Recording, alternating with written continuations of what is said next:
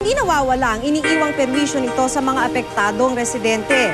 Ang mga nakaligtas, pansamantalang inilalagak sa mga evacuation centers. Pero ang masaklap, ang iba buwan na ang binibilang pero nananatili pa rin sa mga pansamantalang tirahang ito. Ano ang programa ng pamahalaan sa mga katulad nilang biktima?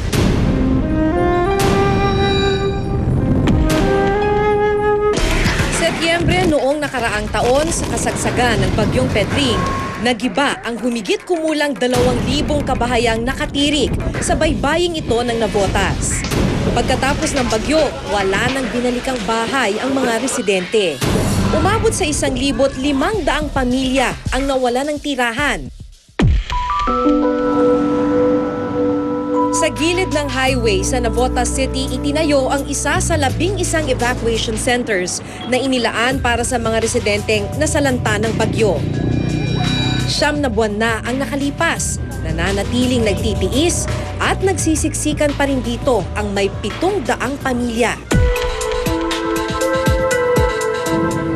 Ginagawang kalsada, itong tinatayuan ng temporary housing ng mga evacuees. Iba-iba yung sitwasyon ng mga evacuees dito. Yung iba ay biktima ng sunog, iba biktima ng demolisyon, pero karamihan ay biktima ng Bagyong Pedring na naganap noon pang September ng nakaraang taon.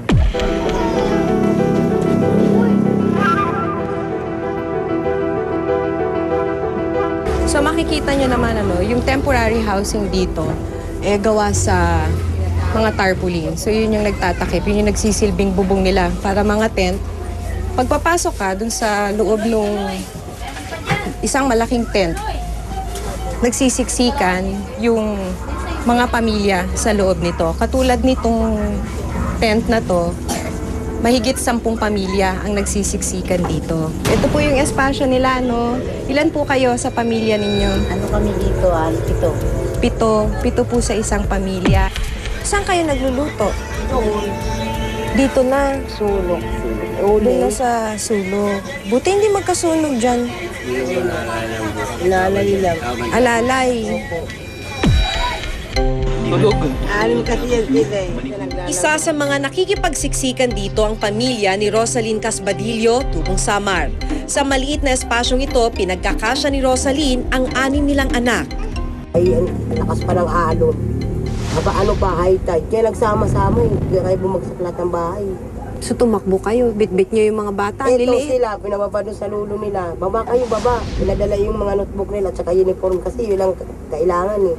Wala namang ibang akutin kasi ibaling maubos sa lahat yun. Basta yung gamit nila pampasok, madala ko.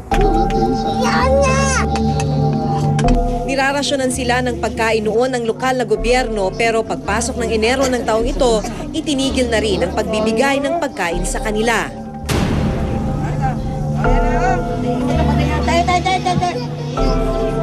Para solusyonan ang araw-araw na pangangailangan nila sa pagkain, maging ang mga anak ni Rosalyn tumutulong na rin sa paghahanap buhay. Gaya na lamang ng panganay na si Charlene, 14 na taong gulang.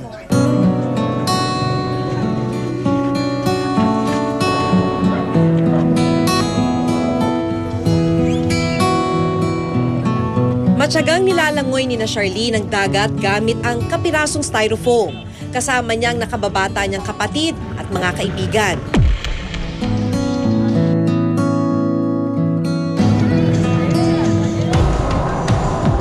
Ang kanilang pakay, manghingi ng isda mula sa mga mangingisdang ito na patungong Navotas Fish Port. Umaakyat po kami doon para makahingi. Nangunguha lang po kami sa lapag. Kasi walang pera eh. Kaya kailangan namin magpursige para makatapos sa pag-aaral na may baon po kahit 20 lang po. Pampasok lang po sa school. Kadalasan, 4 hanggang 5 oras tumatagal sa laot ang mga bata bago bumalik sa Pampang.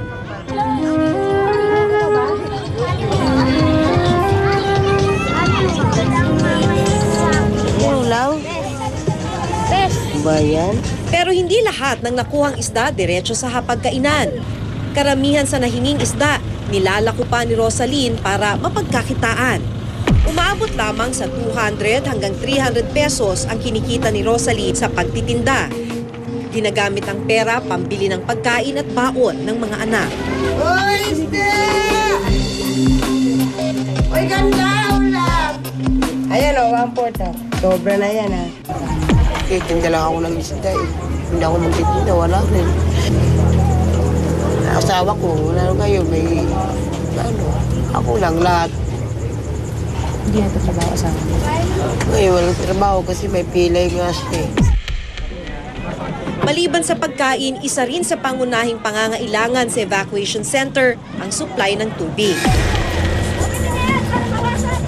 Dahil walang linya ng tubig, nirarasyon ng tubig sa center.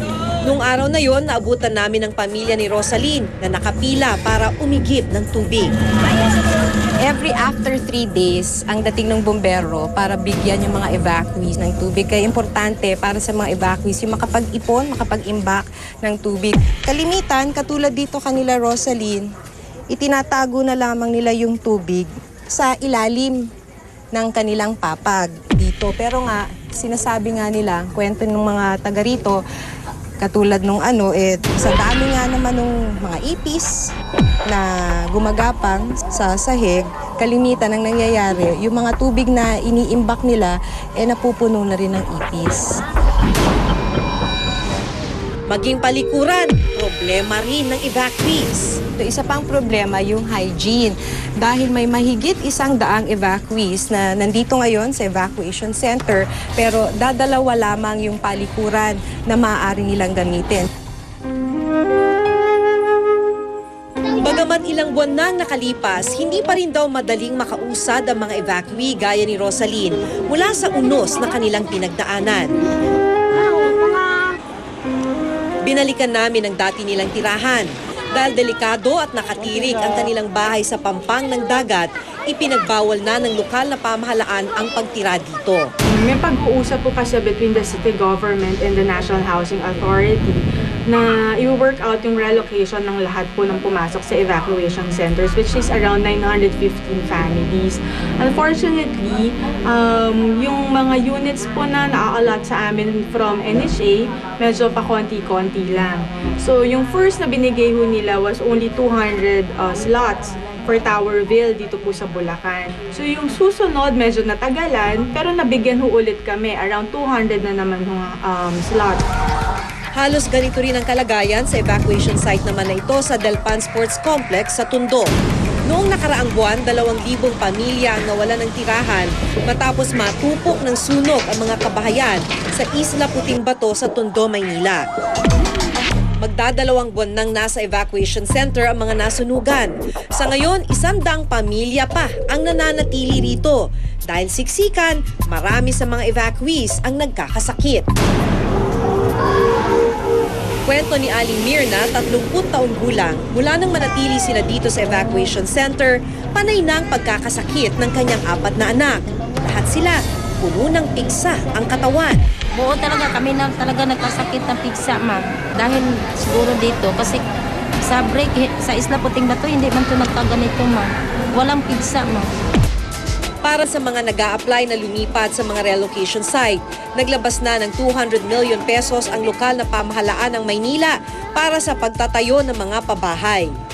Siyempre, makikipag-ugnayan kami sa National Housing Authority para mabigyan sila ng mapaglilipatan. Yan naman ang alam kong yari ng subdivision. May house and lot doon sa Barrio Gaya-Gaya, San Jose del Monte. Yan ang relocation site ng national government. Paulit-ulit lamang ang problemang kinakaharap ng bansa tuwing darating ang mga sakuna. Pero tila paulit-ulit din ang problema tulad ng nararanasan sa mga evacuation centers. Una, dapat hindi nagtatagal ang mga tao sa evacuation center. Pinakamatagal na sana ideally ang 3 araw kung talagang hindi kinakaya na makabalik ang mga tao sa kanilang mga dating tirahan. Kasi pinakamahalaga na kung alam natin na magtatagal ito sa evacuation center, may malinaw sanang plano ang ating mga local government units doon sa mga prolonged evacuation center. Bagamat responsibilidad daw ng lokal na pamahalaan na tugunan ang pangangailangan ng mga evacuation centers sa kanilang nasasakupan, malaki rin ang papel ng national government upang mas matugunan ang problema.